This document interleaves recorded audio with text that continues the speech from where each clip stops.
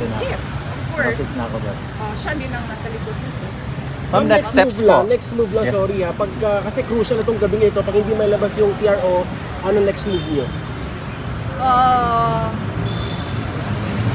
Hindi ko alam. Hawakan ko ba yung gulong ng airplane na yan? So i-stop mo. How are you feeling, ma'am? Yes. Sinasabi ko lang sa inyong lahat, Pilipino kayo. Huwag kayo pumayag na ang isang Pilipino bibigay sa mga dayuhan. Lalong-lalo na pag labas na sa batas yun.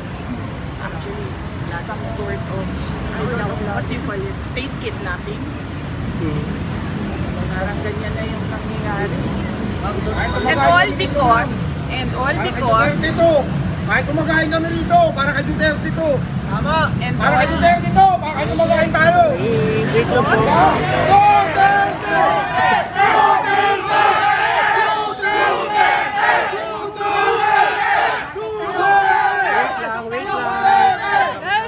Wait lang po, wait lang ha. Patapusin si Vice President. Go, Vice.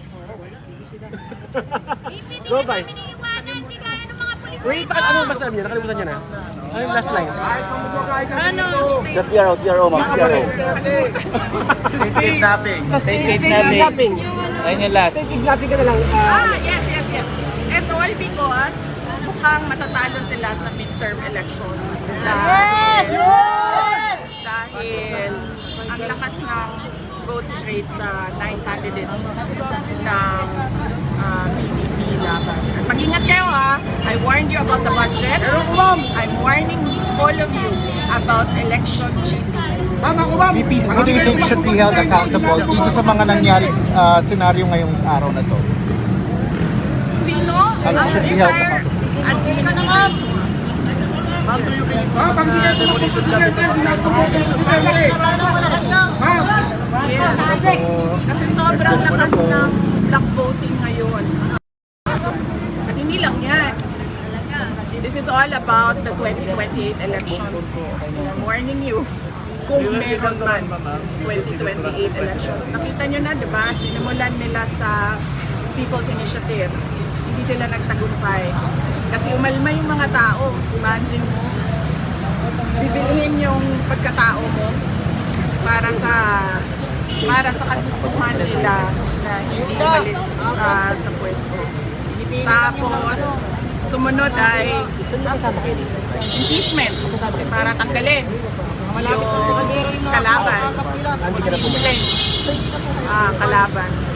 Ngayon, dahil lumalakas yung PDP block voting of 9 candidates, natanggalin nila si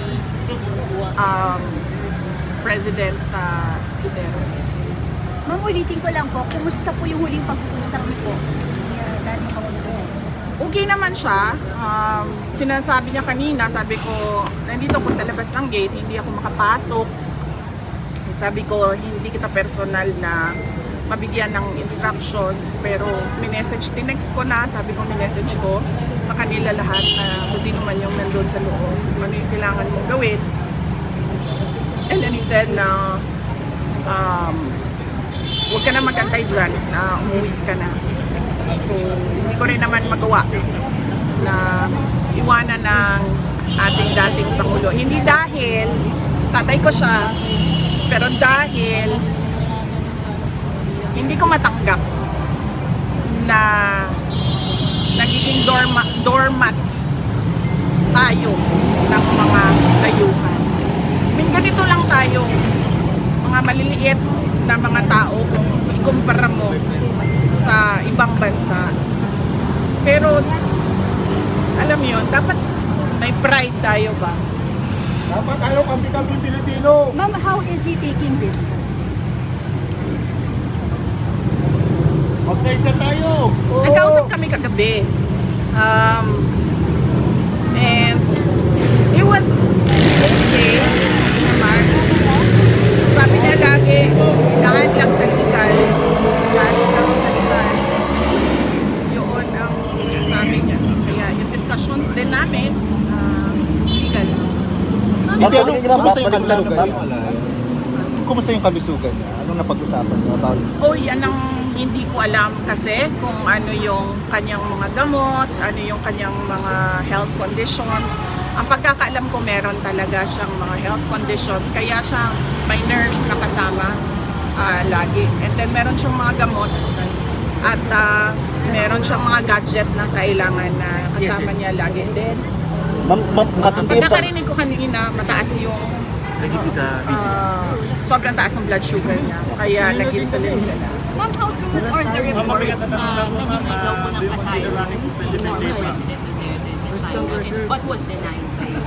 Wala. I was there in Hong Kong. Wala siyang kausap from the Chinese government. And in fact, sabi niya, kung maalala nyo, 4 p.m. yung flight niya sa Cathay Pacific, di ba?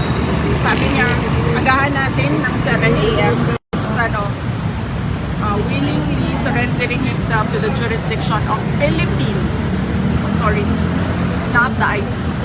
Ma'am, habang lumalapit yung eleksyon, ma'am, tumitindi yung personal na panggigipit. Sa tingin nyo, babaliktad din po ang lahat? Kaya nga sinasabi ko kanina, sir, nandyan yung tao. I mean, tagalin man nila si former President Duterte sa equation sa midterm elections. Nandyan yung taong bayan at lumalakas yung block voting ng PDP 9 candidates. Pero sinasabi ko sa inyo kanina, mag-ingat kayo sa election cheating. Matindi ito. Since wala na po yung since tapos na po yung alliance niyo with President Marcos, may we know kung meron bang discussion before during the campaign tungkol dito sa ganitong issue na to? Kung did you ask President Marcos, meron bang promise for him not to turn over About former ICC? president? Yes. We did not discuss anything about Pero were there discussions before this? No, with President Marcos, no. There were no discussions with President Marcos, except that I wrote him a letter and then he replied regarding the ICC and that there will be no cooperation with the ICC and we'll release that letter. And how are you feeling, ma'am? How are you feeling? Sino ba kasama niyo sa sa plane? Ako hindi ko alam. Hindi kayo Sorry. Alam ko lang yung mga hindi nakasama sa plane, yung nasa Which- labas. Kasama si Kitty, hindi nakasama. Nandoon si Kiki sa labas. Yes. And the common law 5 nasa labas din. Yes, si Hanilet nandoon din. Okay. Ma'am, how are So you sino po feeling, yung tatlo, ma'am? ma'am, nakasama? I'm okay. Ano lang ako, kulang sa tulog dahil nagbiyahe kami kanina. Pero kumain ako kanina, huwag kayo mag-alala. Pero as vice president, Init ako ulo. as vice president, ikaw pinapayagan mo pa. So parang hindi mo nagagawa yung you're supposed to have power here. Wala tayong magawa eh. Kung susunod sila sa yung Philippine National Police, kung susunod sila sa illegal na mga order, wala tayong magagawa. Yun yung desisyon ng Philippine National Police. Mag-implement sila ng illegal orders. That's what they did with Yusek Zalaika Lopez. So it's not surprising that it is happening. Ma'am, may mga balita na kayo daw po, idinadawit po kayo dito po sa issue ng ICC. Sa tingin niyo, ma'am, baka kayo na po ang next na puntirin after this? Oo, sinabihan ako ng nanay ko. Sinabihan ako ng nanay ko, sabi niya mag-ingat ka dahil ikaw ang susunod. Handa na, ma'am. Anong handa? Kumbaga, handa na harapin, handa na para malampasan, mapagtagumpayan. Iniisip ko lang ang gastos sa abogado eh. Magastos kasi ang mga abogado. So yan lang naman yung concern natin sa ngayon. But so far, napaghandaan din naman yung gastos para sa mga abogado. Okay lang. Yes, my mother warned me about me as the next target for the ICC. Ma'am, ba't di pala kayo magkasabay umuwi ng Pangulo? Parang pinapalayo ko ba niya sa kumbaga sa circle na kumbaga wag ka na idamay ng pamumulitika? Hindi. Kasi ano kami, kung napapansin nyo, kahit dati, hindi kami nagsasabay sa airplane. Na silang mag-asawa or kaming mag-ama. Hindi kami nagsasabay sa airplane. Kasi pag nahulog yung airplane, mauubos kami lahat. Kaya Okay. never kami nagsasabay sa mga airplane. Ma'am, Kaya hindi rin ako makapagsabi sa loob na sasama ako sa airplane na yan. ma'am, ito pong private plane, ito pong chartered plane na pinagsakyan po kay PRRD. Pag-aari daw po ito ng isang congressman na si Congressman Zaldico. Tama po ba? Hindi ko alam kung sino ang may-ari ng airplane. Pero nung nakita ko na sinasabi nila na galing sa Pilipinas lang yung airplane, nakikita na natin na ano nga, Private. Politiko, ma'am. ginagawa nila talaga. Okay. Ma'am, may labag po ba dito, ma'am, sa paggamit ng private plane? Yan ang hindi ko alam. I have to talk to ICC lawyers. Sa ngayon, ang alam lang namin is dapat siya dinala sa local authorities. Ma'am, nag-update po ba sa inyo sila Attorney Torion at Attorney Vic Rodriguez tungkol po sa certiorari petition? Hindi ko pa nakausap si Attorney Vic Rodriguez at si Attorney Torion. So, ang nakakausap ko si Attorney Delgra, Martin Delgra ang nakakausap ko, and si Attorney Harry Roque. Ma'am, pag naisakay po ba si former President Duterte papuntang Netherlands, do you now consider to run for 2028 presidency? Hindi pa yan yung iniisip natin ngayon. Ang iniisip natin ngayon, una-una, hindi dapat makaalis si President Duterte dito sa Pilipinas. At pangalawa, kung pipilitin man ng gobyerno na ipadala sa Hague si former President Duterte, paano natin siya mapakalit ng yan lang muna yung asikasulo natin. And of course, yung pangangampanya ng 9 candidates ng PDP Laban. Ma'am, sabi nila, ma'am, may sinabi si Attorney Trixie Angeles, ngayon lang po, ma'am, after po na maisakay sa chartered Lear jet si PRRD. Ang sabi niya po, kapag umalis itong eroplanong to, mananawagan tayo ng people power. Ano po reaction, ma'am? Hindi ko kasi nabasa or narinig yung kanyang statement, so hindi ako makakomment sa kung anong nasabi ni Attorney Trixie. Pero sinusuportahan niyo po ito, ma'am? Hindi ko yan, hindi yan ang concern ko ngayon. Ang concern natin lahat ngayon ay paano mapanatili dito sa Pilipinas si President Rodrigo Duterte. So tulungan ninyong taong bayan, tulungan ninyo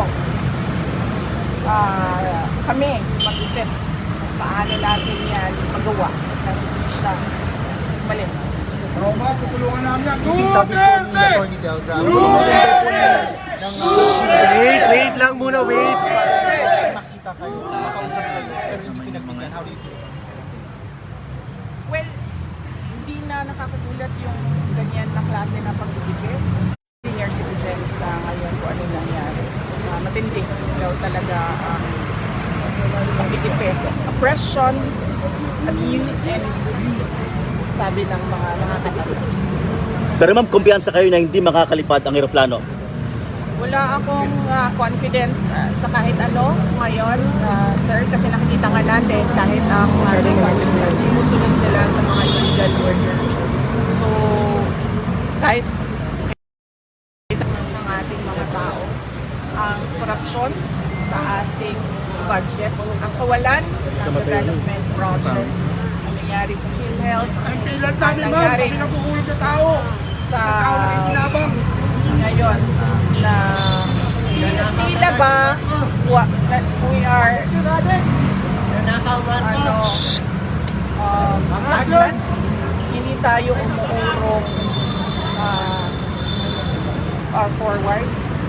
Nandito lang tayo, walang nangyayari sa bayan, walang nangyayari tungkol sa kahirapan.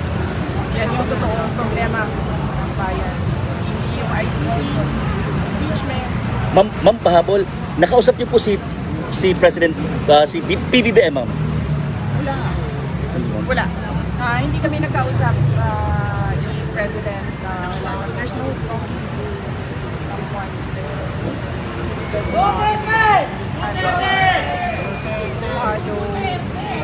Follow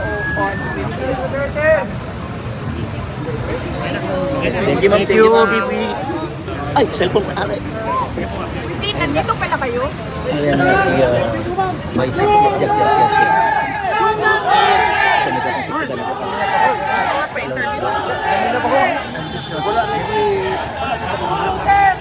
Dito pa sa nagdala ko ng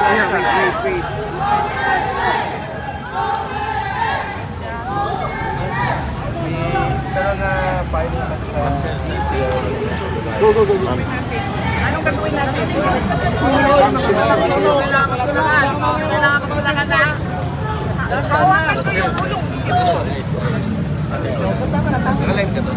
Attorney Ladino, kamusta? Hi. Kamusta po? Okay lang. Oh, meron na. Hintayin natin. Hintayin natin.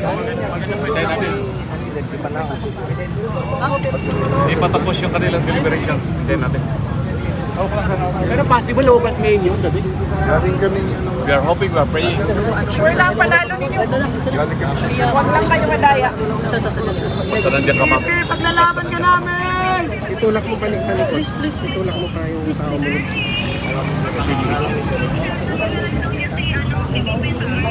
Bantayan niyo kasi yung cheating. Grabe talaga. Kaya itulak mo pa yung Okay, gawin talaga nila.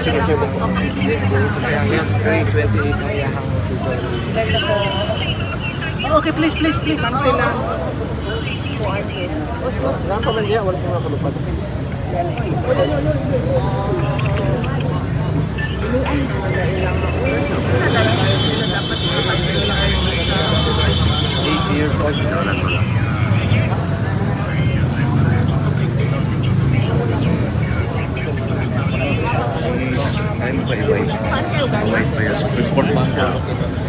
Yes, at may Henry Tama kami Vice President Sara Raul at saka ni Apon Torino. Sabi pa na. Di ba? Sabi kasi.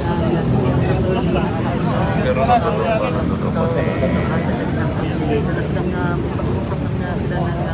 pero yung matagyang sasakyan Okay lang ka. Oo, okay. Ako si Kitty lang. Hindi ka rin pabala na. sa Pasay. BP Sara, live sa DCRH. Sa DCRH po. Si BP Sara, ma'am. Excuse me Mamaya, po. sir, Si Kuya Henry. kausap namin si Senator Bongo tsaka yung mga senators natin. Okay, pagkatapos kami ng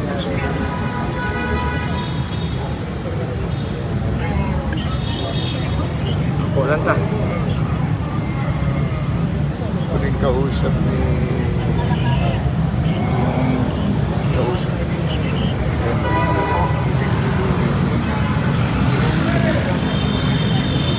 Pagkausap sila sa sarap sila...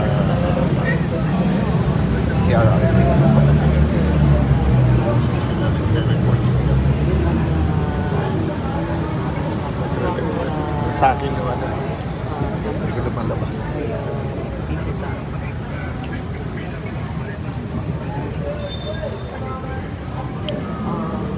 Wala pa lang harang.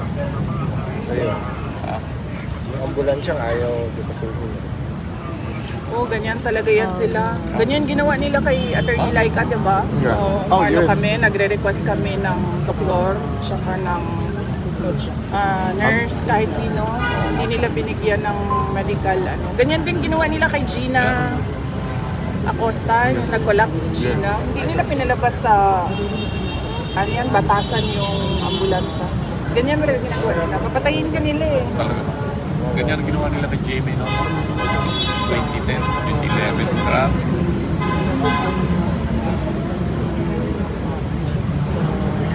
Well, This is even much worse. Much worse.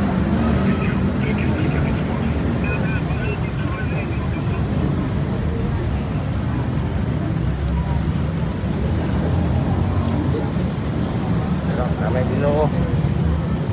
Yeah.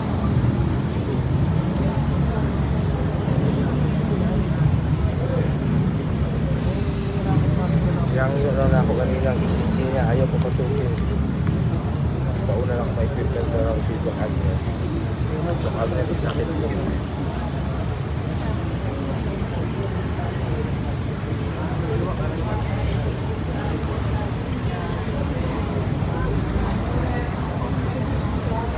Tayo na lang tayo dito.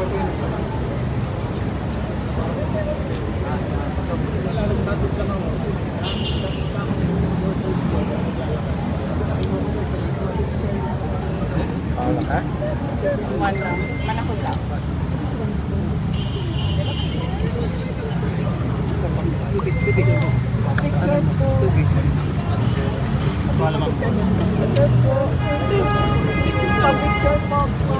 Yes, ma'am. Iabot pa yung tubig ko.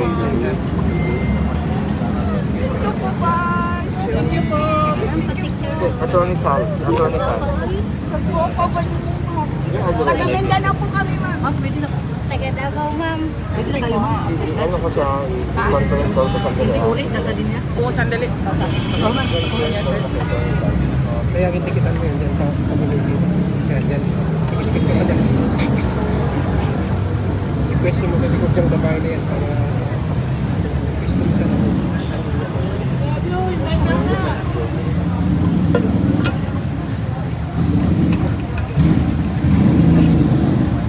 ang mahiwagang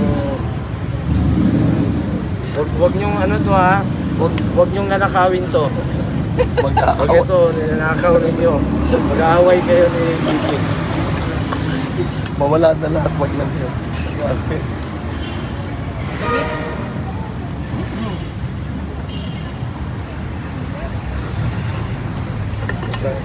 Kanino ba tayo kukuha ng suggestions kung anong gagawin? Thank you sa kalo ha.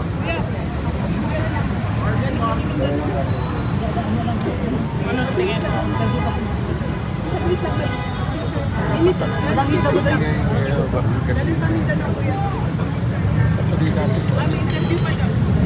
Ginagawa natin.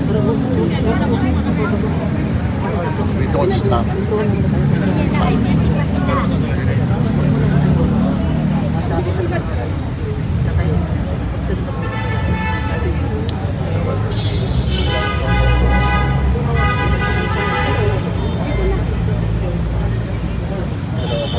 Hindi na tama. Oo nga, kung ano lang gusto nila, yun yung gagawin nila eh. Tama. Tapos ang ano pa is, sumusunod yung PNP. Grabe. He said, anong nagawa kong kasalanan sa inyo?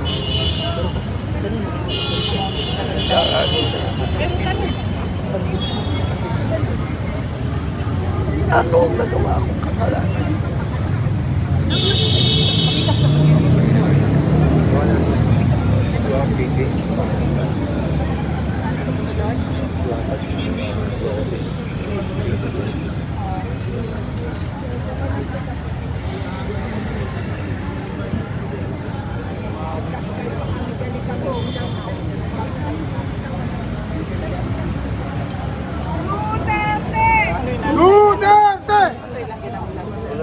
Kanina pa man sa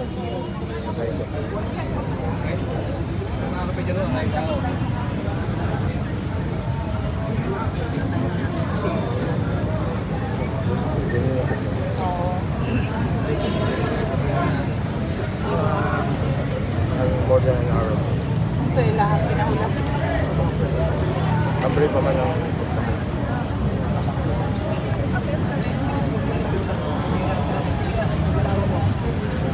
kung masusunod sila kung tumakbo ba niya ang corruption. Natong kanina, di na sumako. Si Agnes ulit niya. Prepare na ganun cardinal dapat.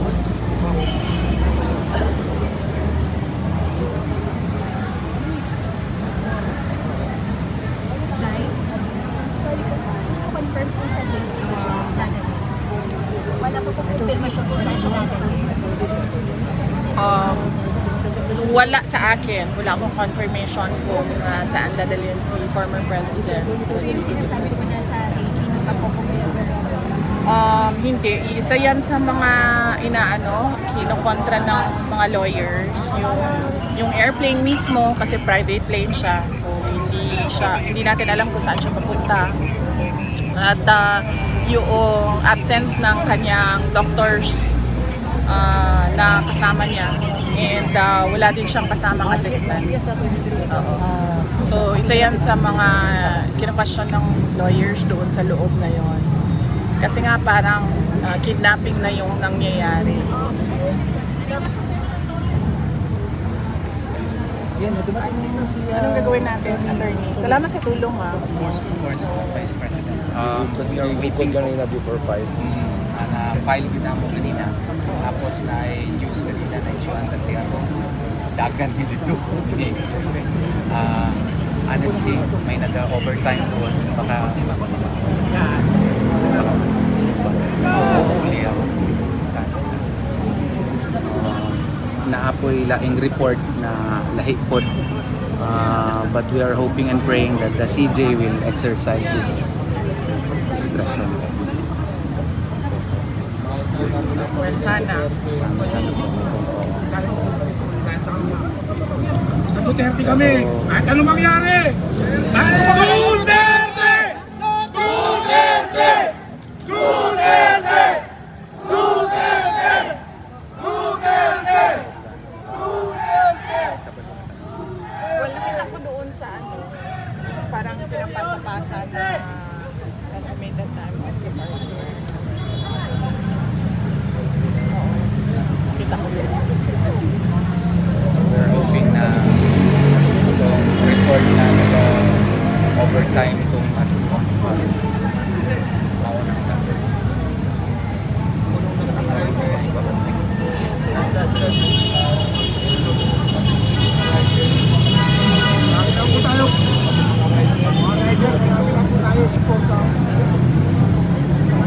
wala may tulog, wala pa kong tulog. Gahapon ako sa hapon na studyan yes. So, kung meron akong petisyon kay Senator Bato lang, pagkagabi appeal na si